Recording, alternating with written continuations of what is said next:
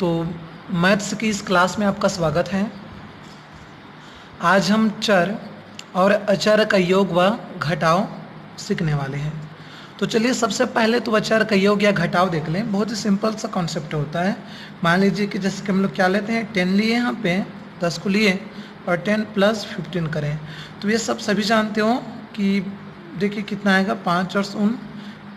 जैसे कई बच्चों को ऐसा नहीं आता तो वे लोग ऐसा हल करते हैं। ठीक है, तो ये आपका आ गया 5 और एक आ गया 2। कुछ इस प्रकार से हल कर सकते हैं। यदि कुछ अधिक संख्या दी गई है, मान लीजिए 3 अंकों की संख्या है, कुछ ऐसा हम यहाँ पर लेकर चलें तो अभी आप यहाँ पे हल कर लेते हैं बहुत आसानी से कि 5 और 2 7, 2 1 3, 3 और 1 4। तो यदि हम इसके घटाव के बारे में बात करें, अचर का घटाव देखते हैं, तो इसको ध्यान से समझिएगा। बहुत सारे बच्चे इसी में कन्फ्यूज रहते हैं। मान लीजिए कि हमने यहाँ पर कुछ ऐसा लिखा, तो शुरू में कुछ नहीं है, इसका मतलब यहाँ पर धन का चिन्ह है। अब इसको ध्यान से देखिए, हम कम में अधिक को घटा रहे हैं। तो जब कम में अधिक को ज़्यादा को घटाते हैं तो उस स्थिति में यहाँ पर ऋण का चिन्ह आता है। ठीक है, तो कितना आएगा यहाँ पर, 10 में 15 गया तो ये आपका आ जाएगा ऋण 5। मान लीजिए यदि ऐसा रहा तो 20 ऋण 10, मान लो कि कुछ ऐसा है। ठीक, अब यहाँ पर घटाव कैसा होगा, तो हम यहाँ पर आपको ध्यान देना है, धन का चिन्ह देखिए। धन किस में है, 20 में है। तो 20 अधिक है कि 10 अधिक है, तो 20 अधिक है। तो हम अधिक में कम को घटा रहे हैं। तो जब अधिक में यहाँ पर कम को घटाएंगे तो उस स्थिति में यहाँ पर क्या आ जाएगा, धन का चिन्ह आएगा।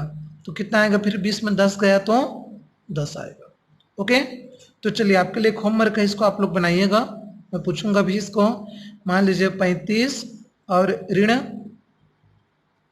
30 है, पहला एक क्वेश्चन, और दूसरा 8 ऋण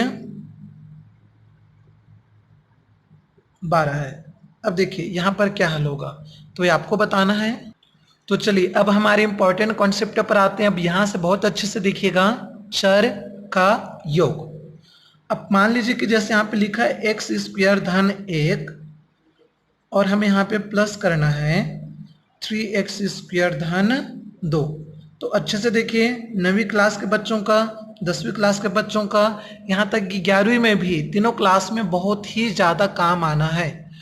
तो कैसे हल करते हैं इसमें, सबसे पहले उच्चतम घात को देखते हैं। जैसे कि 3x का वर्ग, मतलब x का घात 2 है, यहाँ भी x का घात 2 है, तो x का घात 2, x का घात 2। ठीक है, तो 3 और यहाँ पर कुछ नहीं है, इसका मतलब यहाँ पर 1 होगा, कुछ नहीं है का अर्थ। तो सबसे पहले चिन्ह को हल करते हैं। जब भी चर को हल करें, चिन्ह, उसके बाद संख्या, उसके बाद चर। तो जैसे यहाँ पे चिन्ह देखिए धन, और यहाँ भी धन है, तो उस स्थिति में निश्चित रूप से धन का चिन्ह आएगा। अब 3 और 1 कितना होगा यहाँ पर, 4। ठीक है, 3 और 1 कितना होगा यहाँ पे, 4 आएगा। और x² को जैव कहते हुए लिखेंगे, तो चर को यहाँ पे जैव कहते हुए लिखते हैं जब प्लस करते हैं, मतलब योग करते हैं या घटाव करते हैं। तो उसके बाद फिर से वही चिन्ह धन, और यहाँ भी धन है, तो ये आपका धन का चिन्ह आ जाएगा। फिर 2 और 1 ये हो जाएगा 3, कुछ इस प्रकार से।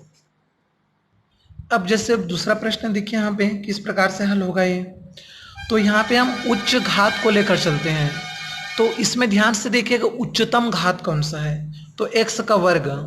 ओके, अब इस वाले पद में देखिए कहीं पर x का वर्ग है क्या, तो नहीं है। तो चूंकि x का वर्ग मतलब x की घात 2 केवल एक जगह पे है, तो इसको जो कहते हैं लिखा जाएगा। अब आते हैं यहाँ पे 3x है। अब चूंकि इसमें कुछ नहीं है, मतलब 1 ले सकते हैं, तो 3x और 1x कितना आ जाएगा, यह 4x आ जाएगा। तो 3 और 1 कितना आ गया, 4x करके आया, 5 और 2, तो 5 और 2 यहाँ पर 7 होगा। तो ये आ गया इसका उत्तर। फिर से ध्यान से देखिए, x का वर्ग, तो यहाँ पे x का घात 2 था क्या, तो x का घात 2 नहीं था, तो उसको जो कहते हैं लिखेंगे। अब x की घात 1 देखिए, कुछ नहीं है, मतलब x की घात 1, तो 2 जगह पे यहाँ पे, तो धन 1 और धन 3, तो 3 और 1 कितना होगा, 4 होगा। x को जो कहते हैं लिखेंगे। ध्यान दीजिए, जब योग या घटाव करते हैं, योग या घटाव करते हैं, उस स्थिति में चर को जो कहते हैं रखा जाता है। ठीक, 2 और 5 ये 7 आ जाएगा। तो चलिए यहाँ पे चर का घटाव भी हम देख लें। जैसे x का वर्ग है, तो जब चर का घटाव किया जाता है तो हम कोष्टक को जब यहाँ पर हटाएंगे तो उस स्थिति में कोष्टक के अंदर का चिन्ह उल्टा हो जाता है। जैसे कि प्लस है, यहाँ पे धन का चिन्ह है, तो क्या हो जाएगा, ये ऋण हो जाएगा। और चूंकि यहाँ भी धन था तो यह भी ऋण हो जाएगा। ठीक है। अब x के उच्च घात को देखिए, x का घात 2 है, यहाँ भी x का घात 2 है, यहाँ पर 1 है, यहाँ भी 1 है। ठीक है। तो यहाँ पे धन का चिन्ह है, यहाँ पे ऋण का चिन्ह है, मतलब एक में हम एक को घटा रहे हैं तो ये आपस में पूरा घट जाएगा, मतलब कट गया। अब धन 3 और ऋण 2। तो मैं अभी जस्ट बताया हूँ कि अधिक में जब कम को घटाया जाए तो धन का चिन्ह आता है, और जब 3 में 2 घटेगा तो यहाँ पर 1 आ जाएगा, और यह आएगा इसका उत्तर। तो चलिए इस नेक्स्ट प्रश्न पर बात करते हैं। तो जब इसको हल किया जाएगा तो यहाँ पर क्या होगा, ध्यान से देखिए, चिन्ह को हटाएंगे। जैसे कि धन का चिन्ह तो क्या हो जाएगा, यह ऋण हो जाएगा, और ऋण का चिन्ह तो क्या हो जाएगा, यह धन हो जाएगा। ओके। अब देखिए कितना आएगा, 3x की घात 3। तो 3 वाला घात और कहीं पर है क्या, इतने में ढूंढो, नहीं है, तो इसको जो कहते हैं हम लिख देंगे। अब x का घात 2 वाला कहीं पर है क्या, यहाँ पे है, तो 2x घात 2 और 1x घात 2। तो अब इसको कैसे हल करेंगे, तो सबसे पहले चिन्ह को देखिएगा, धन और ऋण, मतलब यहाँ पर घटेगा, धन और ऋण है तो कम में ज्यादा को घटा रहे हैं कि ज्यादा में कम को, तो अधिक में हम कम को घटा रहे हैं, 2 में 1 को। तो जब 2 में 1 घटेगा तो यहाँ पर क्या आ जाएगा, धन 1 आएगा, और चर को जो कहते हैं लिखा जाता है। ठीक है। अब जैसे देखिए, और यहाँ पे चर है क्या, अब तो नहीं है, तो धन 2 और धन 4, तो दोनों में यहाँ पे धन का चिन्ह है तो यहाँ भी धन रहेगा, 2 और 4 यहाँ पर 6 हो जाएगा, और यह आपका आया उत्तर।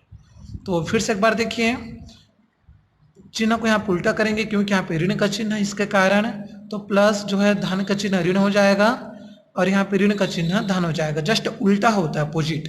ठीक। अब कैसे हल करेंगे हम, तो 3x की घात 3 कहीं पर है क्या, तो नहीं है, तो इसको जो कहते हैं लिखेंगे।